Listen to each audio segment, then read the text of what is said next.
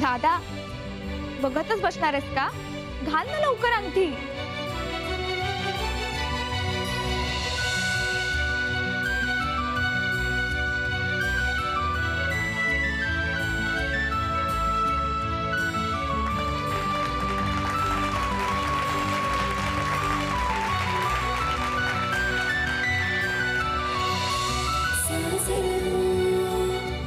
रमा,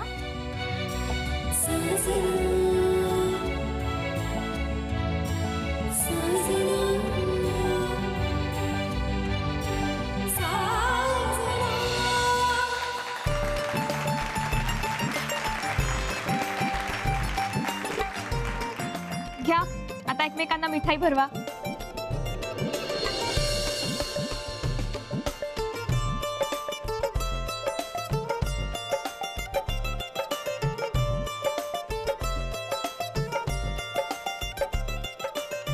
दादा दादा दादा, आता तू पण भरव. नाही नाही, तोच पेढा.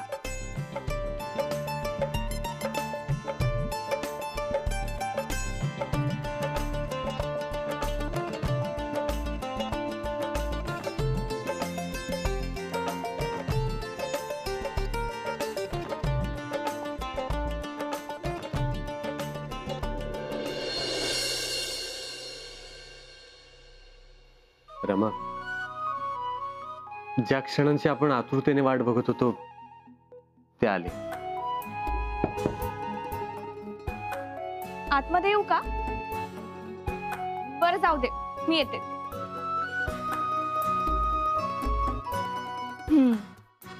तुमच्या दोघांच्या मध्ये बसले तर चालेल ना?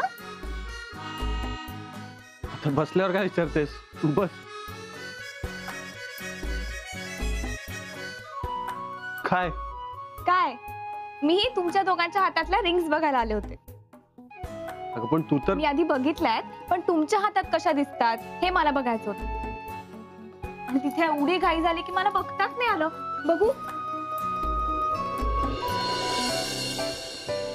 अरे वा, किती छान दिसतायत. खूप सुंदर दिसतायत. मला फार आवडल्या. थँक्यू. थँक्यू. बघितलंस रमा, दादा मला थँक्यू वगैरे म्हणायला लागलाय. एंगेजमेंट झाल्या झाल्या एवढा सिन्सिअर. एक मिनिट. तर रमा, आता मी तुला फायनली वहिनी म्हणू शकते, हो ना? बघितलं केवढी लाजते ती. पर मग मी तुला काय म्हणू? हो, आधी सारखं रमा म्हणालात ना तर बी आवडेल मला. पण एका अटीवर. काय? मी तुला रमा म्हणेन, पण तू पण मला फक्त तेजू म्हणायचं. ताईसाहेब वगैरे काही नाही. चालेल? झाला का तुमचा ठराव? झाला नाही. तुला काय म्हणायचंय ते मी अजून ठरवलं नाहीये. पण मी तुला दादासाहेब म्हणते. आणि रमा, तू याला धनी म्हण. ओके धनी? तेजू, तू गेलीस. गोड दिसत होती का अगदी? तू पण खूप छान दिसत होती. शेवटी रामाचा साखरपुडा झाला. एवढी विघ्न आली, एवढी संकट आली, पण नवसाईच्या मनात होतं ना तेच झालं.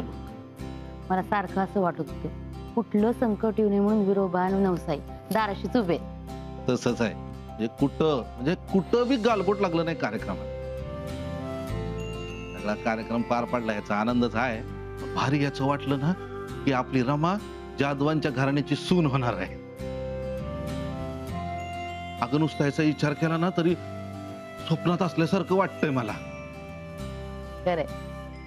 साखरपुडा झाला ना तर माझा मला चिमटा काढून बघितला हळूच. मी जे काही घडले ते सगळं खरं आहे का रे म्हणून. मामी, अगं मग मला सांगायचं ना, मी काढला असता तुला चिमटा.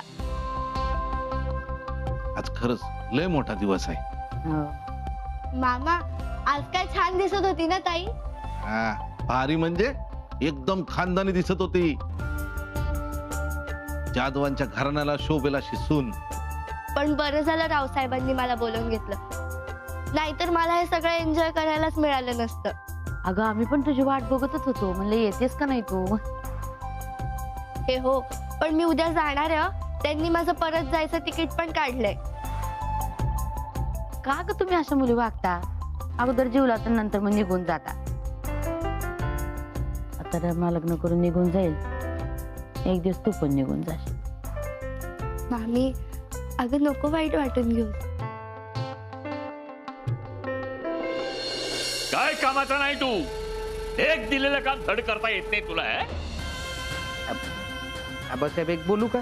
नाही म्हणजे लहान तोंडे मोठा घास घेतो, पण या समध्यांचे काय 12 वाजलेत ना तुमच्यामुळेच. ऐका, आठवून तर बघा ना तुम्ही. आठवून. नमस्कार आबासाहेब.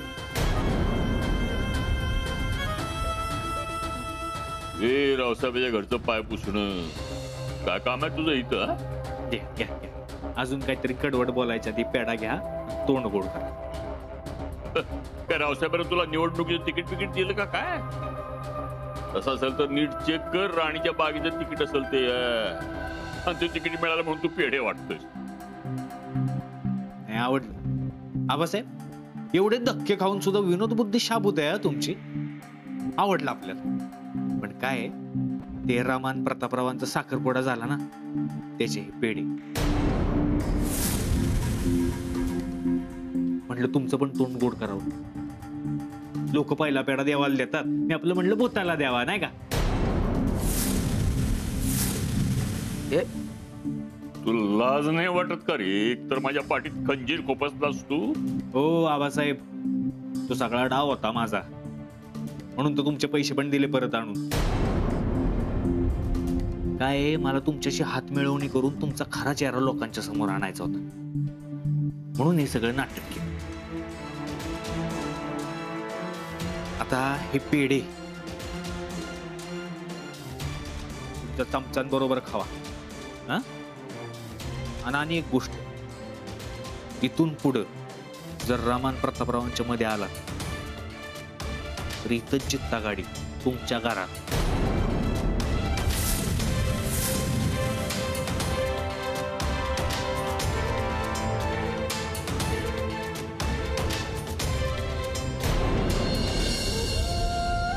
हे बघ तेजू, हे असं पाहिजे. पटकन साखरपुडा आणि मग लगेच लग्न. ते म्हणतात ना, चट मंगनी पट भ्या, तसंच ना. अगदी बरोबर. काय ग, काय झालं? अशी काय बघतेस? आज तू मला खूपच आनंदात दिसतेस.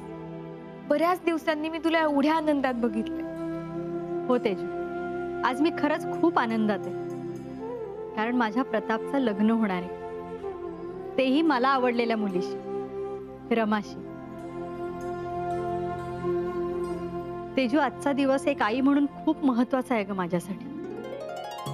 तुम्ही लहान असताना ना कधी हट्ट करायचात ना, तेव्हा तुम्हाला हवी असलेली गोष्ट मी काही करून तुम्हाला मिळवून द्यायचे, आणि तेव्हा तुमच्या चेहऱ्यावर जो आनंद असायचा, तसाच आनंद आज मी प्रतापच्या चेहऱ्यावर बघितला.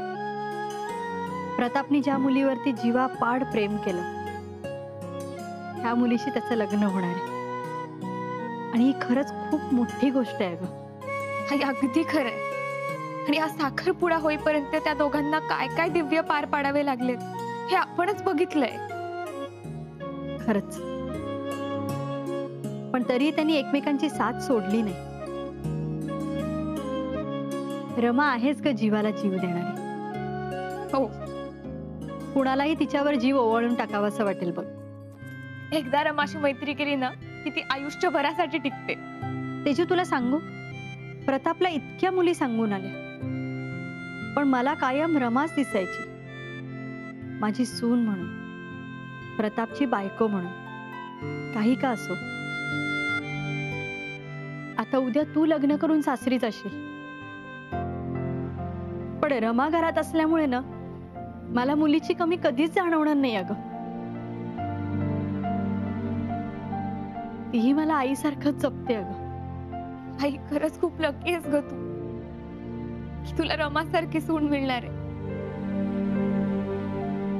फक्त मला विसरू नकोस म्हणजे झालं, नाहीतर सून आल्या आल्या मुलीला विसरशील. अगं वेडी आहेस का? कुठली आई आपल्या मुलीला विसरू शकते का? अगं लहानपणापासून तुमची असलेली झबली, टोपडी, दुपटी अजून जपून ठेवली आहेत मी. ती माझ्यापासून कधी लांब गेली नाही. मी कसे जाल ग? आईचं मन आहे, काही झालं ना तरी मुलीपासून कधीच लांब जात नाही, कायम त्यांच्यात अडकून असतं. हे तू आई होशील ना तेव्हा कळेल तुला.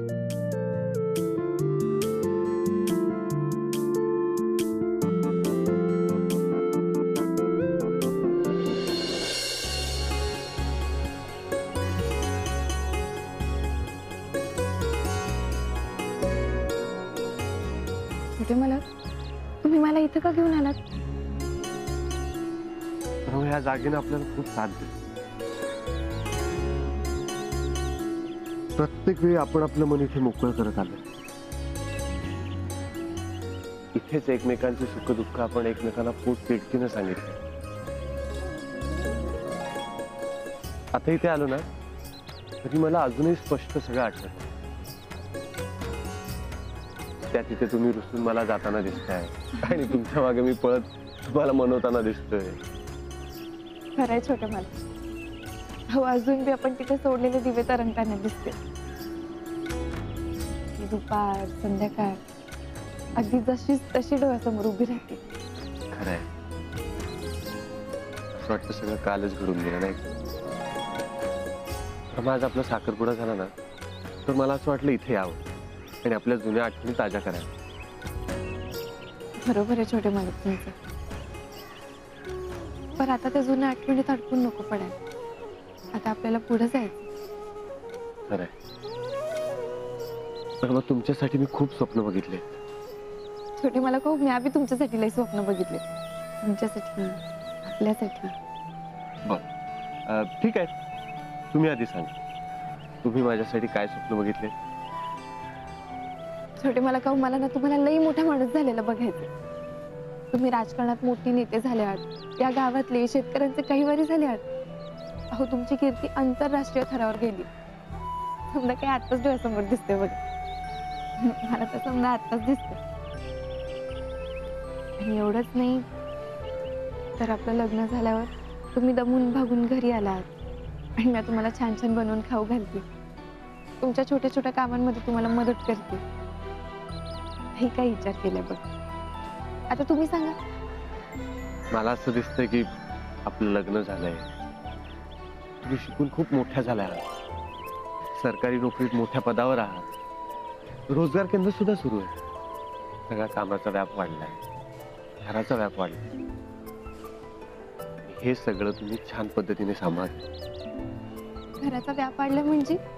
रमा, आपल्याला लग्न झाल्यावर गोड मुलं होतील ना, व्याप नाही का वाढणार?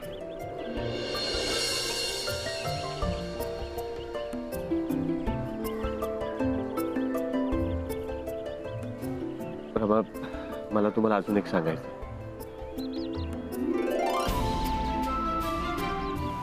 जोवर माझा श्वास आहे तोवर मी तुम्हाला कधीच अंतर देणार नाही. आयुष्यभर तुमच्या सोबत असेल, तुमची साथ देईन, कारण तुम्ही माझा श्वास झालात रमा.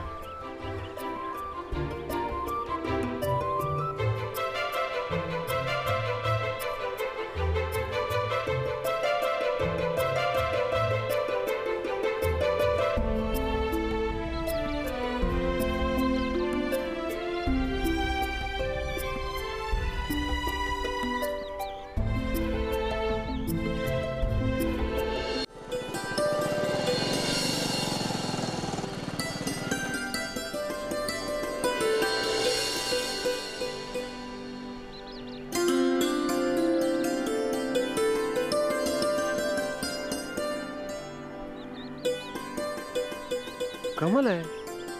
अर्जंट भेटायला आहे, खूप महत्वाचं बोलायचं आहे असं मेसेज केला आणि स्वतःच अजून आलेलं नाही.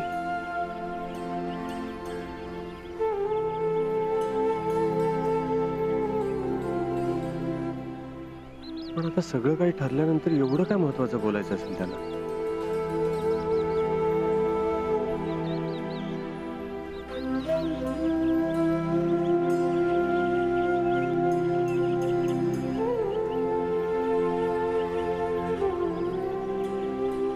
एवढा वेळ कोणाशी बोलताय त्या? टेन्शन तर नसेल ना? नाही, पण तसं असतं तर त्यांनी मला आधी सांगितलं असतं.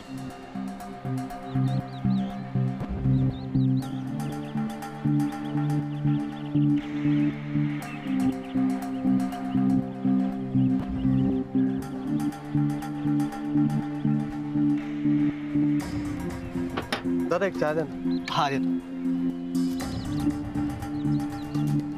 हे घे. दादा कुणाची वाट बघताय का? हा म्हणजे मगाशी ते एक मॅडम आल्या होत्या, त्यांना फोन आला म्हणून त्या लगेच निघून गेल्या, पण मला वाटतं त्या तुमचीच वाट बघत होत्या बघा. एक मिनिट, ह्या होत्या का? होय अहो, याच होत्या त्या.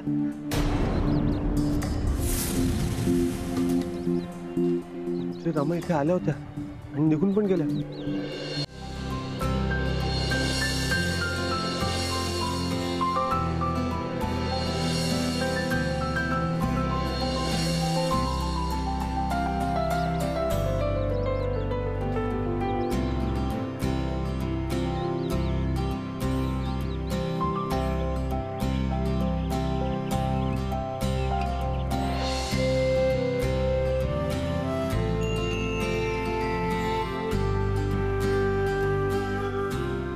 रमा, थोडे मला एवढं काय झालं? अहो किती टेन्शन आलं होतं मला.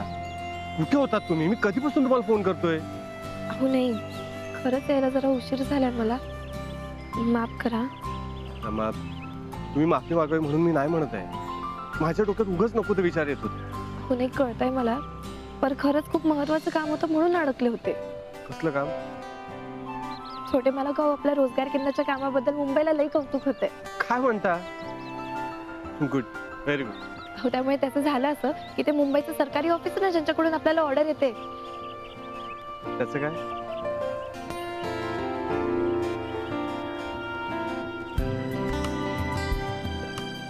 तर त्यांनी कामासंदर्भात मला तातडीनं मुंबईला बोलवलंय.